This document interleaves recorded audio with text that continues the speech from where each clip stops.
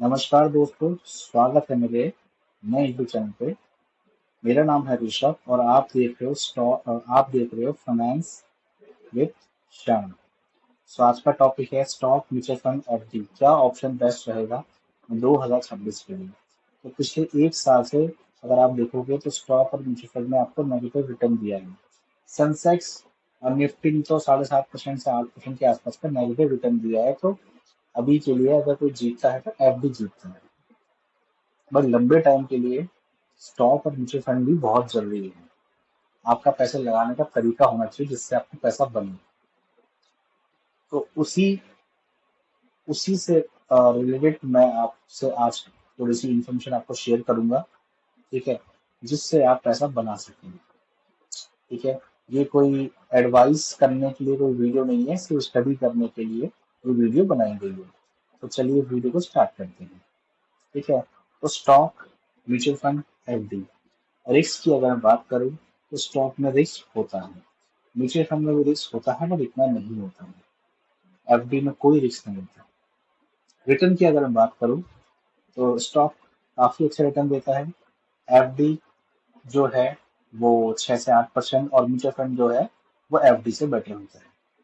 Inflation की अगर मैं बात करूं तो डेफिनेटली अगर आपकी कंपनी काफी अच्छी है, काफी अच्छी परफॉर्मेंस दे रही है, तो ओवरऑल वो इन्फ्लेशन को बहुत अच्छे से, बहुत ही इजी तरीके से बीट कर देगी।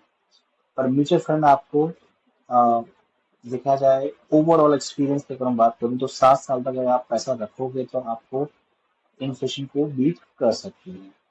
ठीक है, साल में भी कर देती है, बट कहीं कहीं जब साल खराब होता है, जैसे 2026 खराब चल रहा है, तो दिक्कत आ जाती है। बट 7 साल तक अगर पैसा रखोगे तो आपका इन्फ्लेशन आराम से बीट हो जाता है।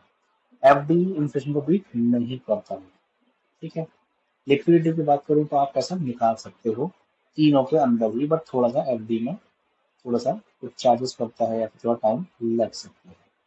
नॉलेज की अगर बात करूं तो डेफिनेटली स्टॉक में नॉलेज चाहिए होती है, एफडी में नॉलेज नहीं चाहिए होती है। म्यूचुअल फंड के अंदर थोड़ी बहुत नॉलेज चाहिए होती है, ज्यादा नहीं चाहिए होती, क्योंकि आप अपने पैसे को एक मैनेजर को दे रहे हो, वो मैनेजर को स्टॉक्स की, म्यूचुअल फंड्स की, मतलब काफी सारी कंपनीज की इंफॉर्मेशन उसके पास है, तो वो उस हिसाब से पैसा लगाता है। तो उसमें म्यूचुअल फंड में आपको ज्यादा दिमाग लगाने की जरूरत नहीं है। ठीक है, ये तो मैं थोड़ी सी इन्फॉर्मेशन आपसे जो शेयर करी है कि स्टॉक और म्यूचुअल फंड में और एफडी में क्या फर्क होता है। और लगाने के तरीके की अगर मैं बात करूं तो सबसे पहले आप अपनी यू नो रीढ़ की हड्डी को मजबूत करो। रीढ़ की हड्डी मजबूत करने का मतलब ये है कि स्टॉक्स और म्यूचुअल फंड पे पैसा लगाने से पहले आपके पास पैसिव इनकम आनी चाहिए, जिससे आपके घर का राशन चल सके, खाना पीना चल सके अच्छे से। फैमिली में 5 मेंबर है, पांचों के लिए खाना पीना आ रहा है। ठीक है, आप अच्छे से खाना पीना कर रहे हो, आना जाना कर रहे हो।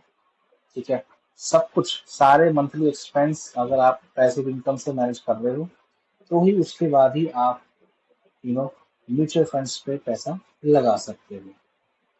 ठीक है, मैं पैसिव इनकम की बात इसलिए कर रहा हूँ कि सैलरी की रिगार्डिंग में अगर बात कर रहा हूँ तो गवर्नमेंट जॉब वाले अगर होंगे तो उनको कोई दिक्कत की बात नहीं, बट अगर प्राइवेट जॉब वाले हैं तो आपको पता है कि फायर करने में टाइम लगता नहीं है। तो इसलिए मैं पैसिव इनकम का वर्ड यूज कर रहा हूँ। तो कि एफडी करो, एमआईएस करो, कि आपका मंथली जो एक्सपेंस है वो इन्हीं इन्हीं पैसों से, इन्हीं ब्याज से निकल जाए।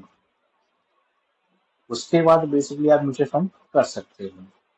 ठीक है, क्योंकि आपकी रीढ़ की हड्डी स्ट्रांग है। ठीक है, तभी आप म्यूचुअल फंड में एंटर करो। आप पहले म्यूचुअल फंड में, स्टॉक में एंटर मत करो, पहले आप एफडी में करो, एमआईएस में करो, फिर आप स्टॉक्स में आओ। कि कुछ नेगेटिव भी हुआ तो आपको सोचने की जरूरत ना पड़े कि म्यूचुअल फंड नेगेटिव में गया 20%, अरे कोई बात नहीं, कोई दिक्कत की बात नहीं, मुझे तो पैसा है, मंथली कमाई हो रही है, कोई दिक्कत नहीं, देखना ही नहीं है, देखना ही छोड़ दिया। मैं ये बोल सकता हूँ कि आफ्टर 7 ईयर्स म्यूचुअल फंड आपको काफी अच्छा रिटर्न ला के देगा। स्टॉक्स के लिए स्टडी करो तब पैसा लगाओ, अदरवाइज मत लगाओ। म्यूचुअल फंड ही बेस्ट है, स्टॉक्स भी बेस्ट है, बट म्यूचुअल फंड बेस्ट है, क्योंकि अगर आपको ज्यादा दिमाग नहीं लगाना है तो यही तरीका अच्छा होता है। और जब आपको स्टॉक सस्ते मिले हो तो आप उसको अच्छी मात्रा में बाय करो, बट नॉलेज भी होनी चाहिए उसकी आपको। तो आए हो, आपको वीडियो अच्छी लगेगी। Thank you.